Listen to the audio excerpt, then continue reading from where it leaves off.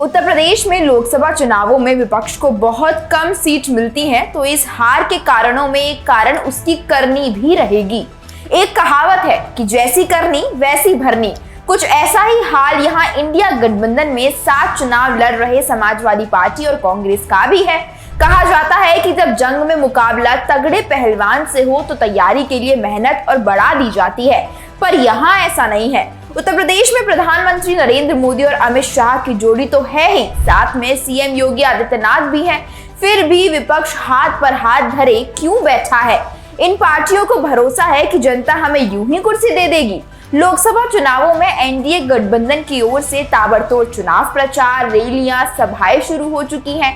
PM Modi से लेकर CM योगी तक लगातार रैलियां और सभाएं कर रहे हैं, पर इंडिया गठबंधन के नेताओं का कहीं अता पता ही नहीं है। आइए देखते हैं कि उत्तर प्रदेश में विपक्ष की तैयारियों का स्तर क्या है। लोकसभा में प्रभावी उपस्थिति दर्ज कराने के लिए या देश में सरकार बनाने के लिए यूपी का जीतना बहुत जरूरी होता है। संयोग से यूपी में इस बार विपक्ष के लिए, विशेषकर इंडिया गठबंधन के लिए बहुत संभावनाएं हैं, क्योंकि बहुजन समाज पार्टी ने जिस तरह से अपने कैंडिडेट खड़े किए हैं, उससे यही लगता है कि इंडिया की बजाय एनडीए गठबंधन को नुकसान होने वाला है। कांग्रेस और समाजवादी पार्टी के एक साथ चुनाव लड़ने के चलते मुस्लिम वोट के बचने का खतरा भी नहीं है, पर चुनावी तैयारियां और लड़ाई के जज्बे की जहां तक बात है तो वो बिल्कुल भी नहीं दिख रहा विपक्ष में। रायबरेली और अमेठी में जिस तरह गांधी परिवार मुंह चुरा रहा है, वह दिखाता है कि वह जंग में उतरने से भी घबरा रहा है। रायबरेली और अमेठी में थोड़ी मेहनत करके गांधी परिवार का ये सीट जीत सकता था। वरुण गांधी भी यहाँ से इच्छुक थे, पर कांग्रेस ने उन्हें भी गले नहीं लगाया। यही हाल अखिलेश यादव का है। अखिलेश ने अभी तक अपनी सभी सीट कंफर्म नहीं की है। ऐसा लग रहा है कि वो खुद चुनावी जंग में उम्मीदवार बनकर नहीं उतरना चाहते हैं। कुल मिलाकर विपक्ष की ओर से किसी भी हाल में जंग जीतने का जज्बा नहीं दिख रहा। इसके ठीक उलट बीजेपी साम दाम दंड भेद सब लगाने को तैयार है।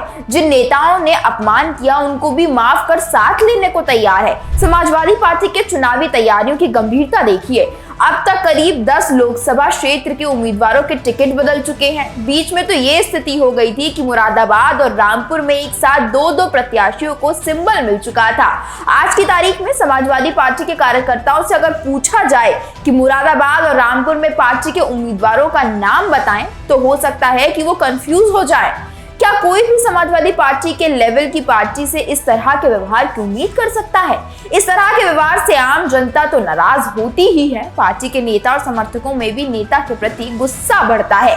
समाजवादी पार्टी ही नहीं, कांग्रेस का भी यही हाल है। कुल जमा 17 सीटों पर ही पार्टी चुनाव लड़ रही है, पर अभी तक सभी उम्मीदवारों के नाम फाइनल नहीं हो सके। रायबरेली और अमेठी सीट पर अभी तक नाम फाइनल नहीं होना पार्टी की चुनाव को लेकर गंभीरता को ही दिखाता है। रायबरेली और अमेठी ऐसी सीट है जहां से कांग्रेस थोड़ी मेहनत करके भी अपनी सीटें निकाल सकती है।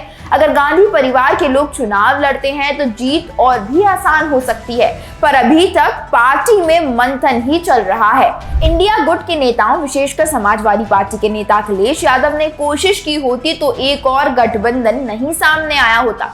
रविवार को एआईएमआईएम और अपना दल, कमेरावादी और कुछ अति छोटी पार्टियों ने मिलकर एक नए गठबंधन की भी घोषणा कर दी। उत्तर प्रदेश में एनडीए को हराने का हुंकार बीएसपी भी सोशल मीडिया पर करती रहती है, क्योंकि बीएसपी में केवल एक ही स्टार प्रचारक है, वो खुद मायावती है, और उन्होंने अभी तक एक भी रैली नहीं की। हालांकि अब मायावती अपने उत्तराधिकारी की घोषणा कर चुकी है। अपने भतीजे आकाश आनंद को वो औपचारिक तरीके से उत्तराधिकारी बना चुकी है।